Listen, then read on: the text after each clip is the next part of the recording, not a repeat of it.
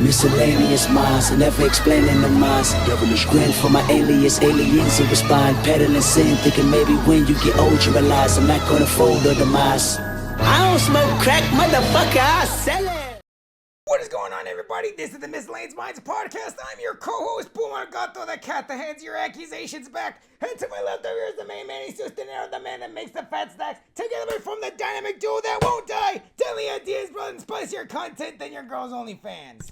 What is going on, everybody? Before we get into tonight's topic, please make sure to like, comment, hate, subscribe, DM us about the bullshit. And with that, let's get right into it. So, we had said it before. We had made a few videos about Jonathan Majors and the accusations that he was facing up against his ex.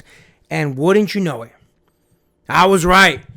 I am vindicated again. Listen, when you've worked with the courts as much as I have, you begin to see a little bit of nuance. You know, you read between the lines and you kind of see what's happening. The fact that the case wasn't looking so good for his ex, the fact that they've now, both her attorneys and his attorneys, have agreed to dismiss the case with prejudice, meaning she can't refile, is great for Jonathan Majors. Now, I know some people say, oh, you know, they came to some agreements and blah, blah. That's fine. That's fine. Ain't nothing wrong with that. But let's be honest. If she truly felt violated, if she truly felt like this is an injustice, this is a miscarriage of justice, wouldn't you follow it all the way through? If you felt that strongly about your case, why wouldn't you take it all the way and get as much money as possible? No, the truth is, the reason that we all kind of knew that it was happening from the get-go, paper. She wanted a little bit of paper. I don't doubt that Jonathan Majors and his legal team paid her off a little bit of money to get this witch off his back, and that's what happened. And listen, I will say this, and I'm going to be very adamant because I feel like the era of PC is coming to an end, and I'm here for it. I see many good things coming our way as far as the things that we need to be very blunt about, that we haven't been very blunt about, but we need to as a society. I feel like these things are coming to an end, so I'll say it. It was all about money, and this, I'm going to say witch, because I can't say the other word. This witch of a woman basically destroying the man's career, the entirety of his career. Let's keep it a buck, because Jonathan Majors had a major role as a major movie villain for the MCU, and that got thrown, by the wayside because of these allegations that now, after a career ruined later, I'm just kidding. It's some more BS. And listen, good for Jonathan Majors, and hopefully he gets his career back at some point, because these allegations that in court it was actually proven that she was the abuser, that she was the one that put hands on him. All these things, blah, blah, blah. I'm glad that it's finally being dismissed. Hopefully now the man can get on with his life and move on to bigger and better things. But the mere fact that the entirety of his life, for years now, has been in turmoil because of lies, because of misstatements of facts, because a woman wanted to get some money, is more BS. I'm not here for it, and I'm glad at the very least he can put this mess behind him, even if unfortunately she got some of what she wanted. What do you think about that, my man? Listen, man, when you look at all of this damage that's happened to Jonathan Majors, the turmoil that's been going on, especially with the courts, because it's not just Jonathan Majors that was getting hit. It was both of their lawyers that had to endure this, what feels like 2 years long of court proceedings, of he said, she said, going through CCTV footage, going through all this mess, all to go onto a settlement like this. And my thing is, I remember when I first got the news from a buddy of mine that was also following with me, because again, we kind of follow what happens in the MCU.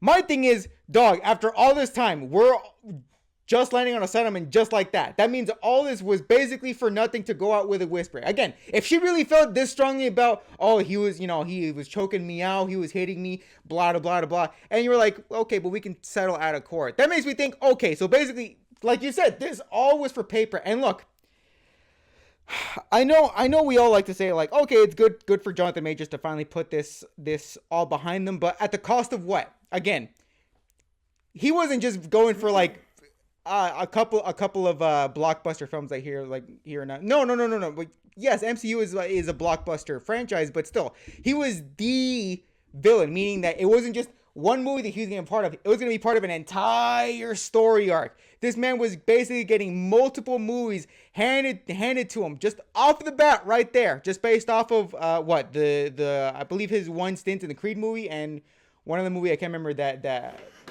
he was really good in. But all this bag, and you know what? The sad part is she won basically. I mean, she may not have won nowhere near as much, but again, she was able to fabricate this story and basically got more than what she bargained for. Did she get every single thing that she wanted? No, but she get more than enough?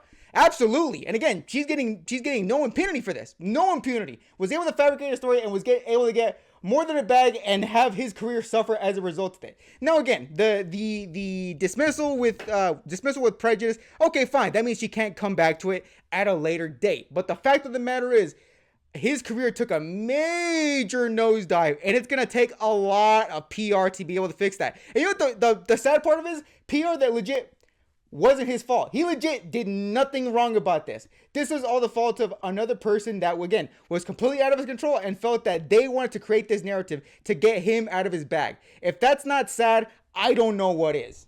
Yeah, listen, man. Millions.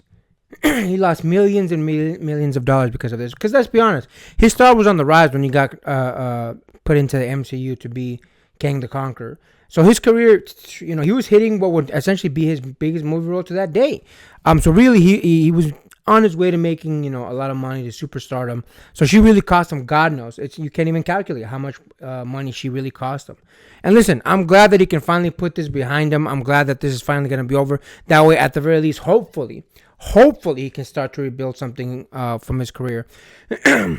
Now, I know a lot of people are going to say, oh, you know, he shouldn't be in it. You know, it is what it is. Like, no, listen, the man was vindicated.